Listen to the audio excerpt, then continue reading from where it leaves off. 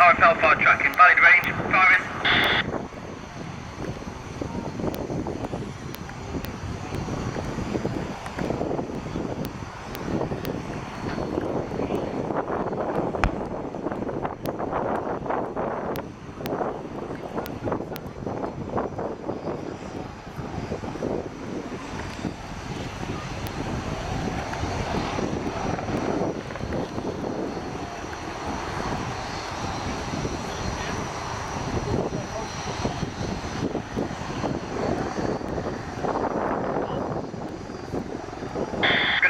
Target, radar destroyed. Supporting armour and dismount scene. Re-attack from the east. Rocket to gun.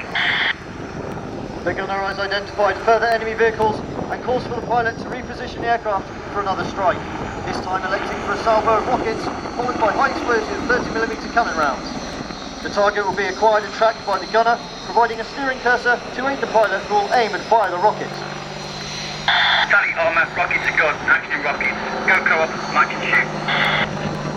12 rockets, match and shoot, firing.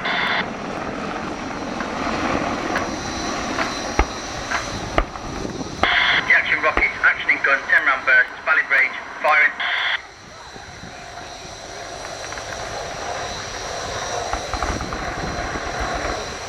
Converting speed to height, the pilot minimises the threat of ground fire, this time with a 360-degree wing over, making tracking and predicting the aircraft's flight difficult for an enemy attempting to engage. The Apache is of course usually operated in pairs and can be teamed with other platforms such as the Wildcat battlefield reconnaissance helicopter, also operated by the Army Air Corps, forming a critical component of the land battle.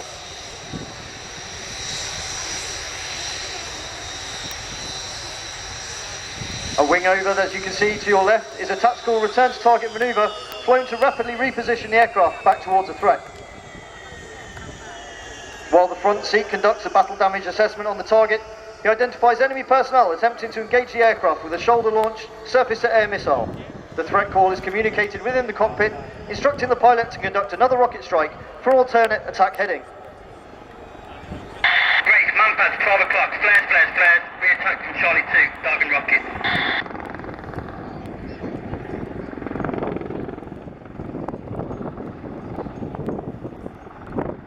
The crew then work together to update a set of pre-engagement checks, ensuring all systems are configured correctly for another strike. We are recording, arcs cleared, clearance is self-defense, acquisition source Tango 03, site is tabs, rocket selected, go co-op. Roger, going co-op, 4 rockets for effect, weapons armed and action. Due to leave nav range, match and shoot.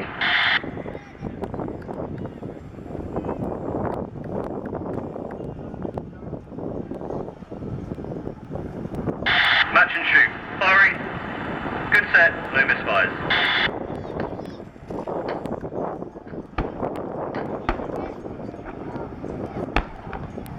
With the SAM threat eliminated, the crew can climb into a wheel, circling the target to assess and ensure a decisive effect has been achieved.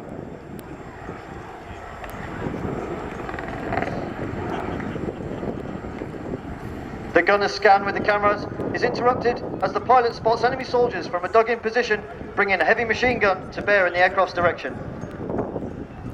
Good effect on target, 4 enemy vehicles destroyed, radar threat eliminated. Target, pilot helmet sight, dismount HMG, by gun, auto range, firing.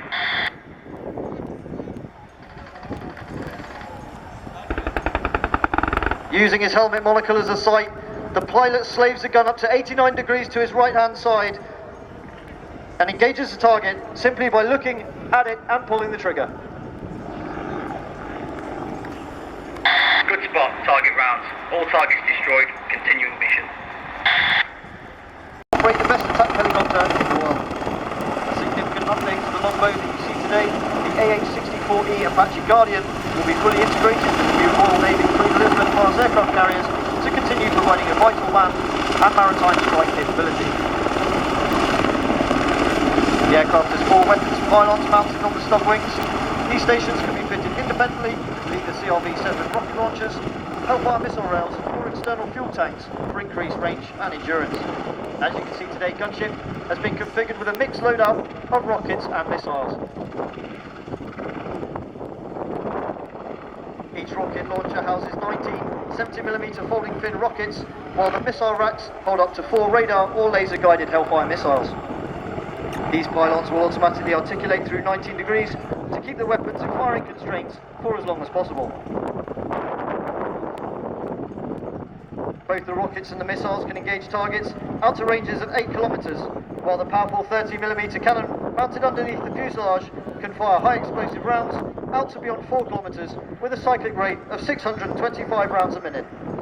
As seen earlier, this gun can articulate to 89 degrees left and right and 60 degrees down. Above the main rotor disc, you'll notice the distinctive shape of the aircraft's fire control radar. The radar is able to scan out to 8 kilometers ahead of the aircraft, detecting over 1,000 targets, prioritizing them and offering the pilot 16 simultaneous firing solutions through the aircraft's weapons processors.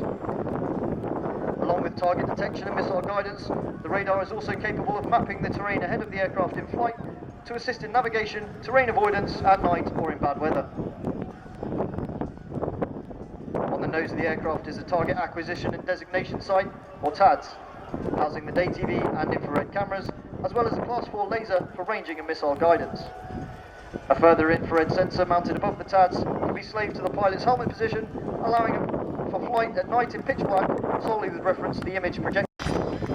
If you're out capturing photographs today, this may be the one you would like to take home with you, so please do have your cameras at the ready for a final time.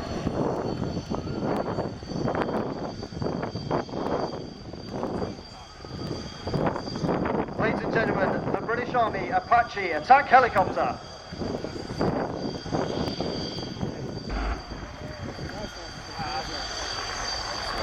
Sorry,